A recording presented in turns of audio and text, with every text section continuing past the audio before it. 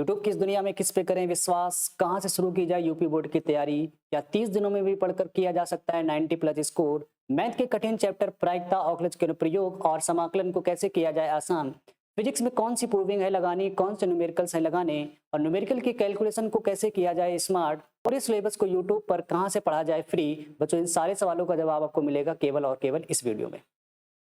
जय हिंद। उम्मीद करता हूँ कि आप सभी प्यारे साथी बहुत अच्छे होंगे। बच्चों जिस घड़ी का आप बेसब्री से इंतजार कर रहे थे अब वो घड़ी आ चुकी है। यूपी बोर्ड के एग्जाम की तारीखों का ऐलान हो चुका है। आपके एग्जाम 24 फरवरी से शुरू होते हुए 12 मार्च तक चलेंगे। कौन सा एग्जाम किस दिन है सबसे पहले ये जान लेते हैं। बच्चों हिंदी का एग्जाम आपका 24 फरवरी को है। मैथ या जिन बच्चों ने बायो ली है उनका एग्जाम 3 मार्च को पड़ेगा। फिजिक्स का पेपर बच्चों 6 मार्च को है।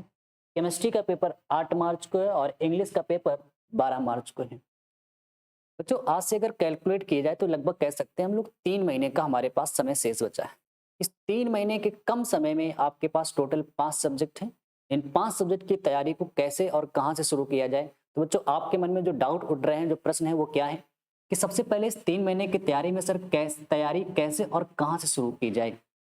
दूसरा प्रश्न बच्चों को, जिन बच्चों को मैथ बहुत कठिन लगती है सर मैथ में क्या पढ़ें, और जिन बच्चों को फिजिक्स बहुत ज़्यादा टफ लगती है उनके मन में क्या सर फिजिक्स में बहुत सारी प्रूविंग्स हैं, न्यूमेरिकल्स हैं, थ्योरी हैं, इनमें से मैं क्या पढूं, क्या चीज़ इंपॉर्टेंट है। और चौथा सबसे बड़ा प्रश्न है कि हाउ टू स्कोर 90 प्लस, कि हम लोग सर 90 प्लस क्या 3 महीने में भी पढ़कर लाया जा सकता है। तो बच्चों बिल्कुल कहूँगा कि 3 महीने में भी पढ़ाई करके 90 प्लस स्कोर किया जा सकता है।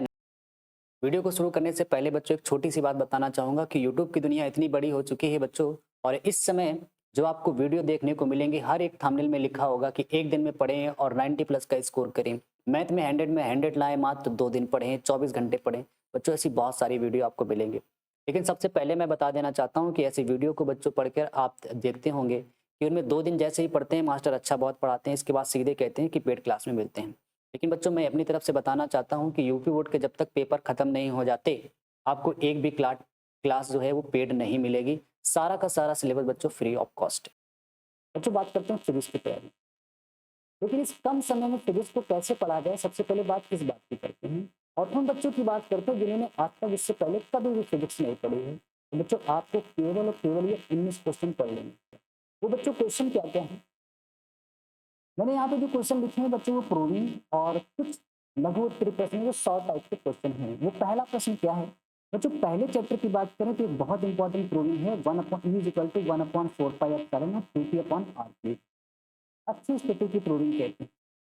ई बराबर दूसरा फार्मूला बच्चों क्या, दूसरी प्रूविंग क्या है, दूसरे चैप्टर की है गॉस की प्रमेय से 1/4πε और 2λ/r। बच्चों की प्रूविंग लगातार 2 सालों से आ रही है, 22 में भी आई है, 23 में आई है। इसके बाद बच्चों बात करें वी, जो तीसरे चैप्टर का है विभव चैप्टर का पोटेंशियल 1/4πε और p/r²। विभव की अच्छी वाली प्रूविंग है। इसके बाद बच्चों चैप्टर 4 में जो इंपॉर्टेंट प्रूविंग है वो C=A/0 K/D और C=A/0 D-T + T/K है। उसके बाद पांचवा जो बच्चों इंपॉर्टेंट क्वेश्चन है वो किरचॉफ के लिए मोस्ट इंपॉर्टेंट है। व्हीटस्टोन सेतु की प्रूविंग बहुत ज्यादा पूछा गया है, किरचॉफ के न्यूमेरिकल भी बच्चों बहुत ज्यादा इंपॉर्टेंट। फिर बात करते हैं स्वप्रेरण गुणांक यानी कि सेल्फ इंडक्शन की। उसके बाद म्यूचुअल इंडक्शन भी आता है लेकिन वो इतना ज्यादा इंपॉर्टेंट नहीं, स्वप्रेरण तो ज्यादा इंपॉर्टेंट। बात करें इसके बाद एलसीआर सबके मोस्ट इंपॉर्टेंट प्रूविंग इन सभी में से।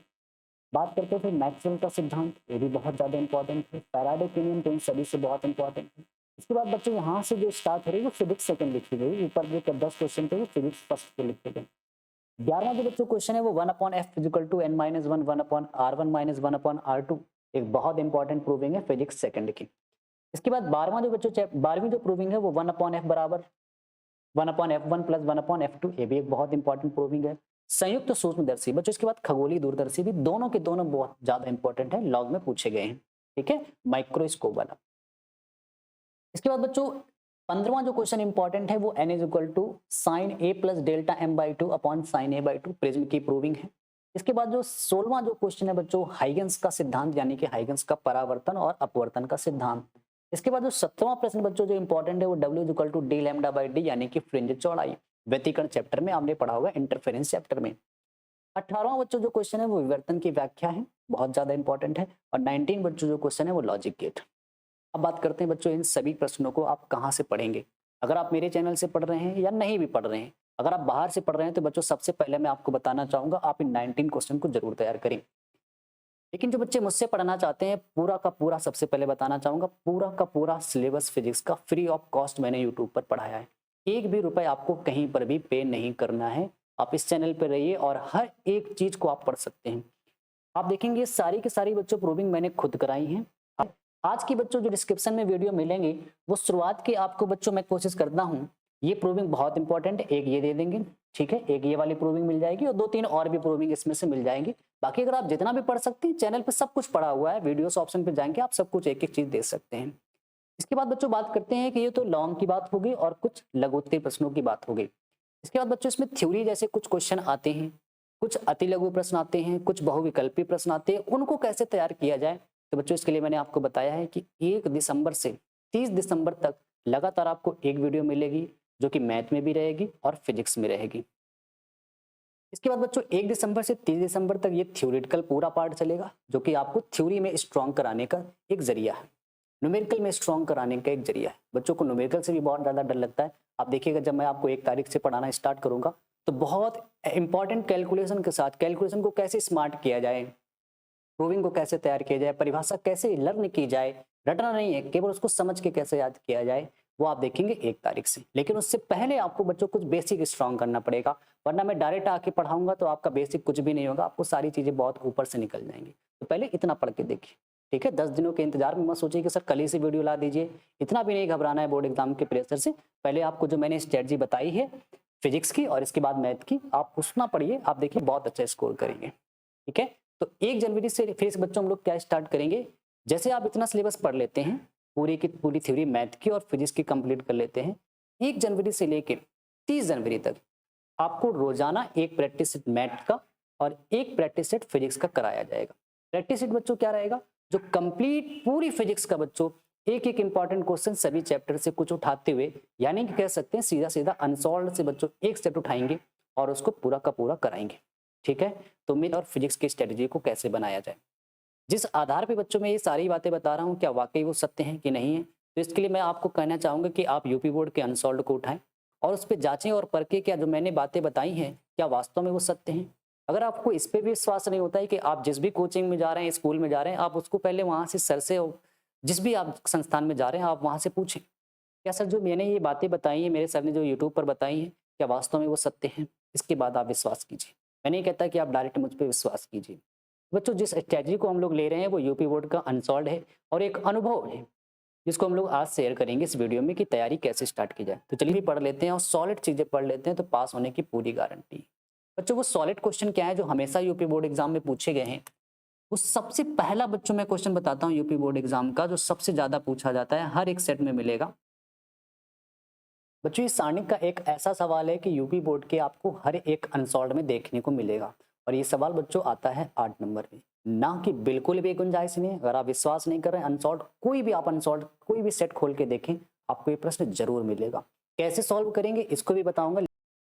दूसरा जो बच्चों प्रश्न है वो है लीनियर प्रोग्रामिंग से। बच्चों लीनियर प्रोग्रामिंग की रैखिक प्रोग्रामर एक ऐसा चैप्टर है इसमें आपको बहुत कुछ नहीं पढ़ना है, मात्र 2 एक्सरसाइज, इसमें से आपको केवल 1 सिंगल पहली एक्सरसाइज पढ़नी है, रैखिक प्रोग्रामन। रैखिक प्रोग्रामन से बच्चों भी ना कि कोई भी गुंजाइश नहीं है। इसमें एक क्वेश्चन आता है, सर्टेन है, हर सेट में आएगा और आपको वहां पे जेड की एक इक्वेशन दी रहेगी और इसके बाद x प्लस वाई ग्रेटर और इक्वल टू 2 ऐसे करके एक इक्वेशन, 2 इक्वेशन या 3 इक्वेशन भी दी जा सकती है। बच्चों ये जो सवाल आता है यूपी बोर्ड एग्जाम में ये 5 नंबर में आता है और ये जो सवाल बच्चों आता है यूपी बोर्ड एग्जाम में 8 नंबर में आता है और हर एक सेट में मिलेगा। 3 ऐसे बच्चों क्वेश्चन है यूपी बोर्ड के मैथ में जो सर्टेन है कि हर एक सेट में मिलेंगे, मिलेंगे तो मिलेंगे ही। बच्चों जो तीसरा सवाल है जो सर्टेन क्वेश्चन है बच्चों वो न्यूनतम दूरी है, शॉर्टेड डिस्टेंस है। न्यूनतम दूरी, न्यूनतम दूरी बच्चों एक ये 3D चैप्टर से लिया गया सवाल होता है। यहाँ पे न्यूनतम दूरी डी का जो फार्मूला यूज होता है आप जानते हैं, मॉड के अंदर a2 minus a1 dot b1 cross b2 upon mod में b1 क्रॉस b2। बच्चों ये एक ऐसा सर्टेन क्वेश्चन है जो यूपी बोर्ड एग्जाम में 5 नंबर में पूछा गया है। ये क्वेश्चन 5 नंबर में जरूर आता है। ये 3 बच्चों ऐसे क्वेश्चन हैं यूपी बोर्ड एग्जाम के कि आएंगे ही तो आएंगे। आप अनसॉल्व उठा के देखें, हर एक सेट में आपको ये 3 सवाल जरूर मिलेंगे। इसके आगे की स्ट्रेटजी क्या है बच्चों उस पर चर्चा करते हैं। बच्चों इसके बाद जो 2 चैप्टर मैथ के हैं वो बच्चों को जिसमें सबसे ज़्यादा डर लगता है और ये बहुत ज़्यादा बड़े चैप्टर हैं, वो है बच्चों अवकल समीकरण यानी कि डिफरेंशियल इक्वेशन। बच्चों डिफरेंशियल इक्वेशन की अगर बात करें तो ये भले ही ये चैप्टर बहुत कठिन बच्चे मानते हैं, लेकिन अगर आप इसको एक स्ट्रेटजी से पढ़ते हैं तो ये चैप्टर बच्चों सबसे आसान है। सबसे आसान मैं इसको क्यों कह रहा हूँ कि बच्चों लास्ट की केवल 2 एक्सरसाइज ही आपको केवल इसकी पढ़नी है।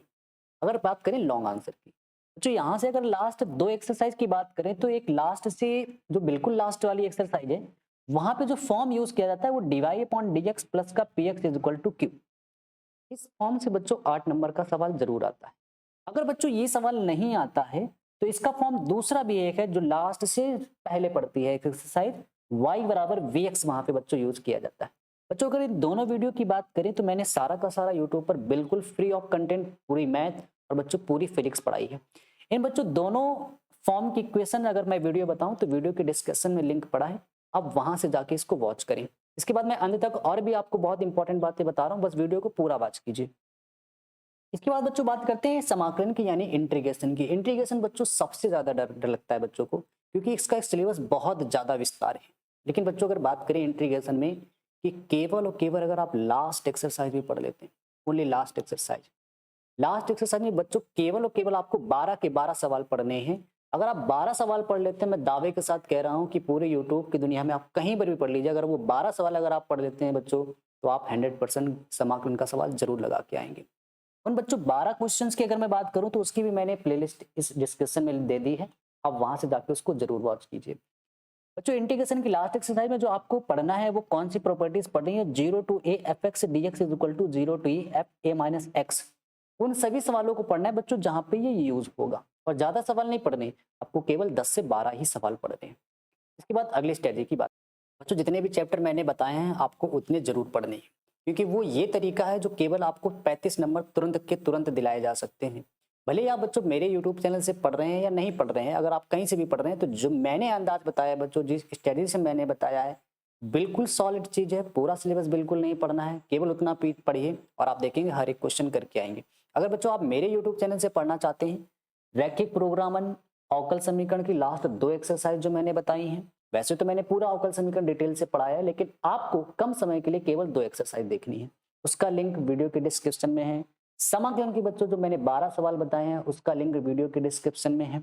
न्यूनतम दूरी जो बच्चों मैंने बताई है उसका लिंक भी वीडियो के डिस्क्रिप्शन में। मात्र एक वीडियो पढ़नी है, इसके बाद आपको कुछ भी नहीं पढ़ना है। इसमें प्रायिकता का डर बच्चों सबसे ज्यादा बच्चों को लगता है, क्योंकि ये सबसे ज्यादा कठिन चैप्टर मानते हैं बच्चे, समाकलन से भी इसको ज्यादा कठिन माना जाता है। तो बच्चों अगर मैं बात करूं प्रायिकता की, अगर इसको आप स्ट्रेटजी से पढ़ते हैं, अगर आप इसको पूरा भी नहीं पढ़ते हैं तब भी आप इसको बोर्ड एग्जाम में करके आएंगे।